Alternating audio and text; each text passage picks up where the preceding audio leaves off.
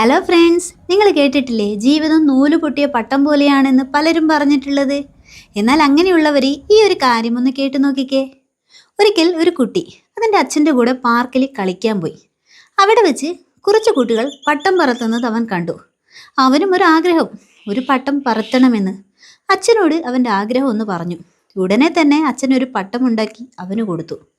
അവൻ്റെ നിയന്ത്രണത്തിൽ പട്ടം ഒരുപാട് ഉയരത്തിൽ പറന്നു.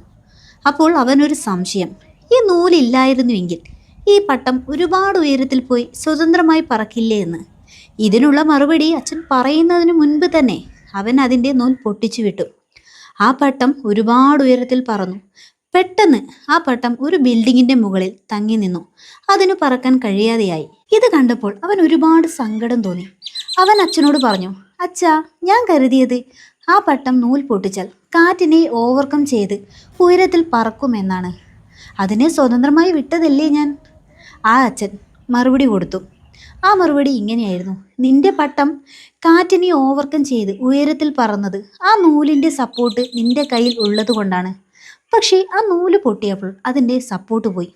ഇതുപോലെയാണ് നമ്മുടെ ജീവിതവും.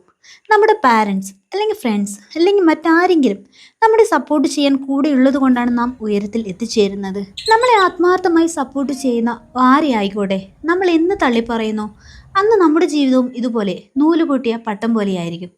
അവരുടെ സപ്പോർട്ട് വേണ്ട എന്ന് വിചാരിച്ചു പോയാൽ ഈ പട്ടം പോലെ നമ്മുടെ ലൈഫും ഫെയിലായി പോകും എന്ന കാര്യം ഉറപ്പാണ്. നമ്മളെ സപ്പോർട്ട് ചെയ്യുന്നവരെ മാത്രമേ നമ്മളെന്നും കൂടെ നിർത്താവൂ. അല്ലാത്തവരെ നമ്മൾ ഇതേപോലെ തന്നെ കാറ്റിലങ്ങ് പറത്തി വിട്ടേക്കുക.